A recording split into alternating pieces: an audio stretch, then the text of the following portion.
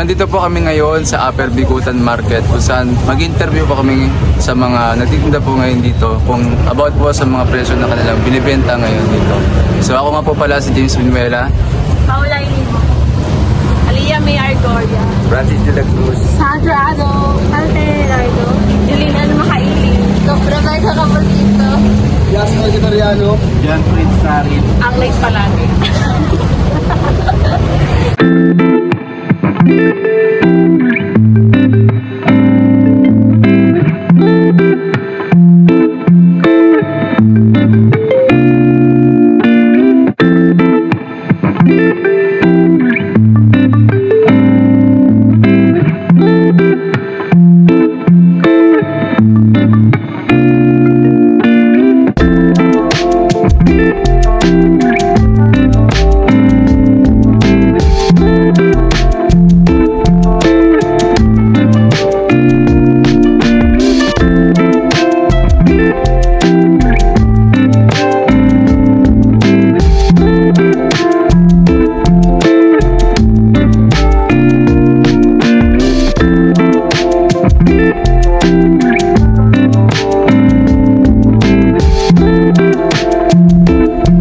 Ito po yung unang tanong. Magkano po yung per kilo po ng product nyo po? Po? 200 per kilo. Saan nyo po kinukuha yung product nyo, Nay? Ay, may supplier kami. Eh, yung ano po yung oras po ng opening nyo and closing po sa pagtitinda po? 7 to 7. Tapos yung ano po, kung ilan po yung benta nyo sa isang araw po? Kung ilan, ano yung pinakamataas na kita nyo po sa isang araw? Pinaka net or Pinakamataas po nakita nyo? net or benta?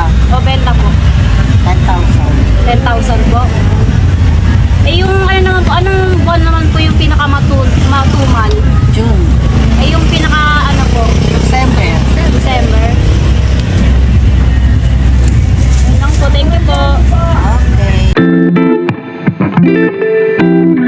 Morning kuya, nandito po kami mag-i-interview. Kami po ay taga the Fisher Valley College. Mag-i-interview kami tungkol sa product nyo po. Magkano po yung per tanda ng lumpia wrapper? Sa video, 9 po sa lansa po. Magkano yung kuha nyo ng product? Po. Magkano yung kuha nyo sa products? Sa umaga po. Hindi, magkano po yung kuha nyo? Kuha. Opo, yung kasi flour yan, di ba, yung ginagamit nyo? Hindi ko gawa po namin. Agawa nyo po talaga. Magkano yung ano nyo dyan, puhunan nyo dyan?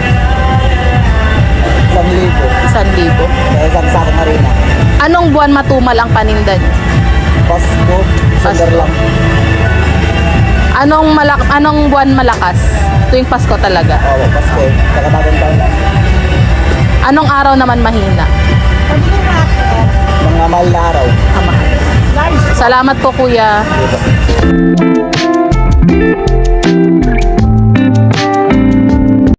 Kami po taga Fisher Valley. So, meron po lang po kaming konting katanungan. So, magkano po yung per kilo ng bigas po? Dito po ma'am sa ano sa tawag nito. Imported ano po 55 po ang 55 po ang kilo sa Akong Pandan. Tapos ito po sa local 45 po ang kilo. So, magkano po yung kuha nyo sa mga bigas po? Ayan po ma'am ano po yan tawag nito. 13 ano 55 bawat sako po. Anong oras po kayo nagbubukas at anong oras din po kayo nagsasara? Ang bukas po namin ay ano 5 a.m. 5 a.m. at dito? Saka 6 p.m. ang sarado. Ilan po yung average ng nakikita nyo araw-araw? Yung kita Depende po. rin po ma'am pag ano maraming tao yun ma'am. Malaki ang kita. Anong buwan po ba yung matumal at anong buwan rin po yung malakas? Buwan po ng ano? Anong May. buwan? Buwan po ng may ano yun, may hinayo. Saka yung ano, malakas December. So, yun lang po. Salamat po.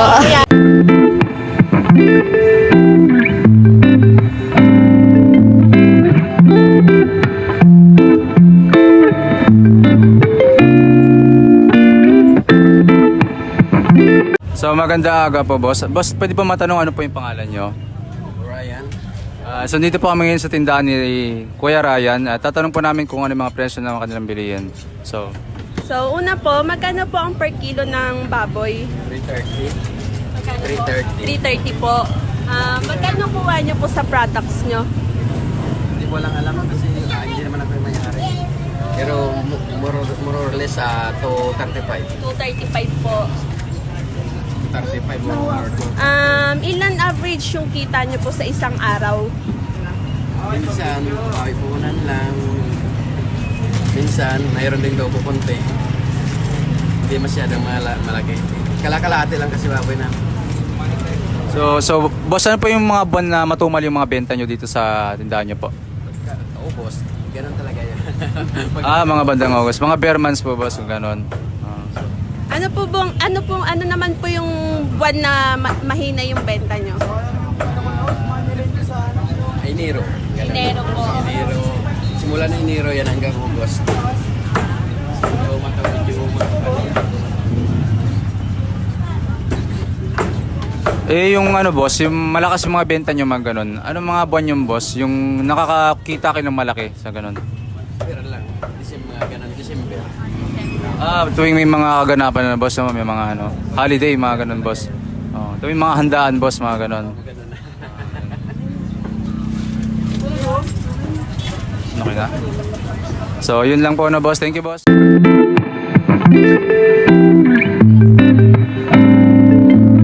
Sana kami na magkano po yung per kilo po? Per kilo, tama, ng mga putos po. Kilo per piece per ano? Per kilo. Anong tinatanong? Anong klaseng per Yung piece? pakwan. Pakwan for per piece is 250 per piece. Next, papaya is 60 ang kilo. Mangga 250 ang kilo. Apple is 30 each. Tapos, Magkano naman po yung kuha nyo sa may supplier ng prutas po? depende sa class A. May class A, may class B. Sa class A is 100 per piece. Bentahan is 150. Tapos yung mangga, 200. Bentahan is 250. Tapos ano pa, banana, Opo. 100 ang kilo. Tapos sa exponan is 80. Anong buwan po malakas yung benta nyo? Depende. Pag December ang pinaka mabenta, ang pinaka matumal is sa August, September. Tapos Ano po? Magkano po yung kabuang presyo nyo sa isang araw po? kabuang Sa last na benta. po. Opo. Kabuang benta, Opo. kabuang. Depende. Pag mabenta, almost 10K a day. Depende. Depende kung mabili. May 10, may 5. Depende. Yun lang po. Salamat po. Sige.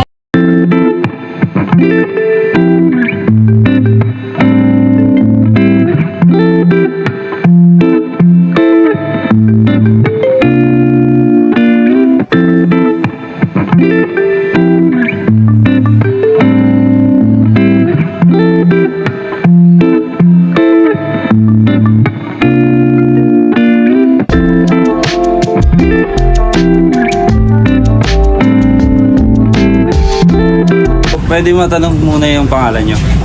Valentin Obregon Jr. Mag-i-interview lang po kami ng ilang katanungan para sa mga presyo yan isda nyo. Kuya, magkano po yung per kilo sa mga isda nyo? Itong tilapia, 180. Itong tilapia, 180 ang kilo. Itong bangus, 220. Ito naman daig, 140 ang isang ganito. Kapag kinukuha nyo yan kuya, magkano yung kuha nyo? Ito, ang kuha ko nito, 120. Bali, ang patong ko dyan, 20. Ito naman, ang kuha ko nito, 200. 20 rin yung patong. Ito, ang kuha ko nito, 135. Anong oras po kayo nagbubukas at nagsasarado? Ay, alas 3, nandito na ako eh. Kasi sinasalubong ko pa yung mga isda niya. Doon ko pa yung kinukuha sa gate 3 sa Bonifacio.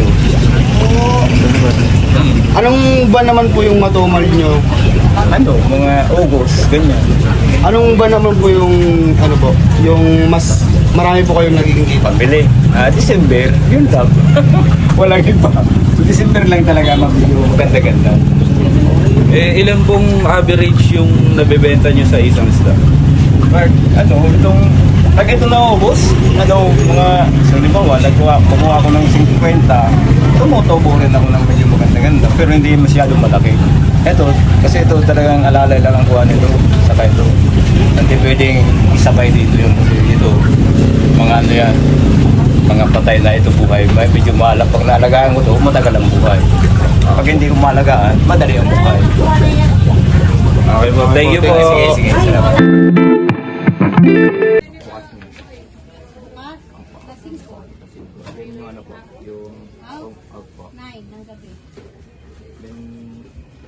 Ano po yung buwan na yung malakas yung mga gulay? Buwan? Naman araw lang pag natuman may. Oo. Pag ano po? Naman kasi buwan-buwan yan. Pag December po. Ano lang? Press lang din po. So ano po yung parang nag-iba-iba yung presyo yung anong product po? Madalas po mag-iba yung Lahat na. Repolyo, carrots, ibang presyo yan. Araw-araw may ibang presyo yan. Carrots, repolyo, talong, ganyan, mga gulay lahat. yung ano po, yung product na yung parang mabilis masira. Talbos. Daling masira yan.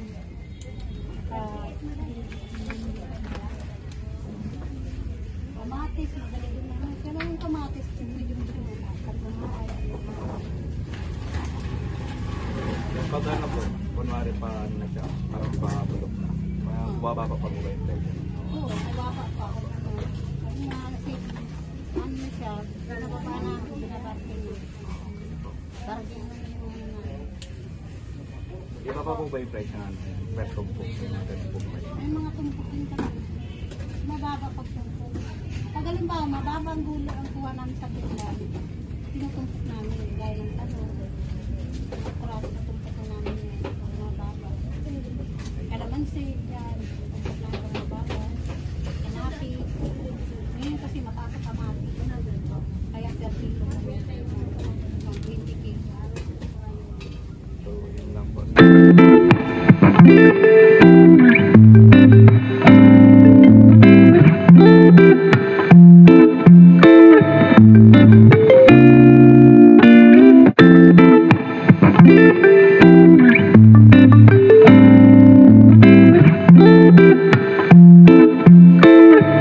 Dito na po natatapos ang aming pagbablog ngayon dito sa Upper Bicutan. So nalaman po natin dito ngayon yung mga presyo ng kanilang mga tinitinda. So yung po ang pagsabing pag-interview po namin, nagkaroon po ng pasok sa inyong kalaman sa mga presyo ng mga bilihin dito. So